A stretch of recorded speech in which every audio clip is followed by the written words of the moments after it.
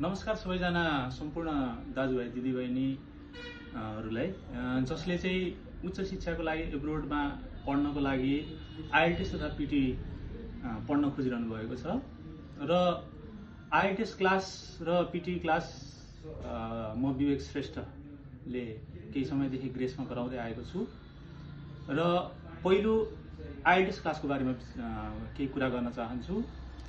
IELTS क्लासमा हामीले गएको वर्ष पढाएका विद्यार्थीहरूमा 100% करिब 90% को फर्स्ट टेकमा नै आइएलटिएस रिजल्ट सक्सेस भएको छ र आइएलटिएस क्लासमा केही विद्यार्थीहरू आउनुहुन्छ, क्लास जोइन गर्नुहुन्छ र उहाँहरूमा अलि धैर्यता मैले पाएको छैन।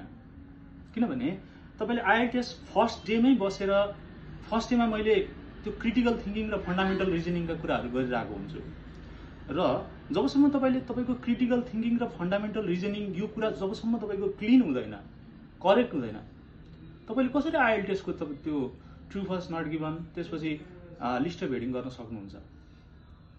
तपाईले 2 + 2 = 4 को म्याथमेटिक्स जबसम्म क्लियरली बुझ्नुहुन्न तपाईले हायर म्याथ गर्न सक्नुहुन्छ त? सक्नुहुन्न। आइएलटिएस को प्यासेजहरु तपाई आफै सल्भ गरेर हेर्नुस्, मैले भनिन, तपाई आफै सल्भ गरेर हेर्नुस्।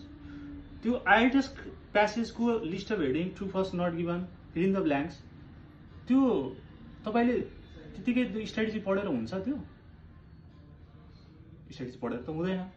त्यसमाथि मैले from day 1 to this day हरेक दिन प्रब्लमलाई लाइभ सल्भ गरेर पढाइरहेको छु र यसमा यो सत्रमा चाहिँ, यो शैक्षिक सत्रमा चाहिँ जसले क्लासलाई फर्स्ट डेमै तपाईको चाहिँ अब्जर्भ गरेर छोडिरहनु भएको छ, अब उहाँहरूले जहाँ पढाइ गरिरहनु भएको छ, अल द बेस्ट, शुभकामना।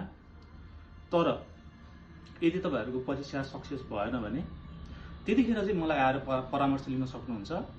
किनभने एक्ज्याक्ट यसमा धेरै विद्यार्थीहरूले यसको भ्यालु बुझ्दैनन्। तपाईले थ्योरी स्ट्र्याटेजी किताबमा पढेर अनि लाइभ प्रब्लम सल्भिङ चाहिँ जति प्र्याक्टिस गरे पनि त हुँदैन नि त, हैन?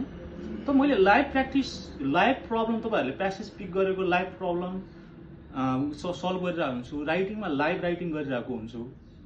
अनि त्यसको भ्यालु तपाईले नबुझेर अनि थ्योरी मात्र पढेर हुन्छ त? मैले भनिन कि मकै पढ्न आउनुपर्छ, तर मैले जे भनिरहेको छु यो तपाईहरुकै लागि भनिरहेको छु। मेरो क्लास त चल्छ, पढ्न आउनेले पढिरहेछन् र तपाईको नतिजा ल्याउने नै छन्। तर तपाईको यदि परीक्षा सफल भएन भने चाहिँ त्यो बेला म कहाँ परामर्श लिन आउन सक्नुहुन्छ। यो त रह्यो आइएलटिएस को कुरा। अब जाउँ पिटी को कुरा। पिटी अगस्त 8, 2025 को अपडेट पछि एकदमै टफ भएको छ। अगस्त 8 पूर्व चाहिँ तपाईले टेम्प्लेट बेस्ड रेस्पोन्सहरु गरेर हुन्थ्यो भने अहिले तपाईले राइटिङ रेस्पोन्सहरुमा पनि सेन्टेन्सहरु करेक्टली र क्लियरली लेख्न सक्नै पर्छ। यसमा कुनै तपाईले स्केपै गर्न सक्नुहुन्न। र पिटी को हकमा पनि मैले त्यही भएर यो तपाईको ग्रामेटिकल स्ट्रक्चर देखि लिएर फन्डामेन्टल देखि पढाइरहेको हुन्छु। र तपाईहरुले चाहिँ तपाईको नोट्स, फोटोकपी नोट्स भनेको त बुझ्नु भन्दा ठूलो कुरा होइन नि, तपाईले बुझ्नु पो ठूलो कुरा हो त।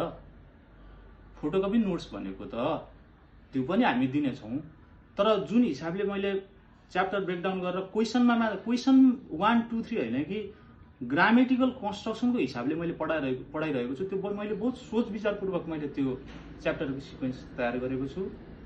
र प्लिज क्लास अब्जर्भ गर्दाखेरि तपाईले एटलिस्ट 2-4 डेज प्यासेन्स चाहिँ राख्नुपर्छ। अनि you can decide whether the class is valuable or not. अनि अर्को कुरा भनेको यसमा हामी काम गर्दै पनि छौं।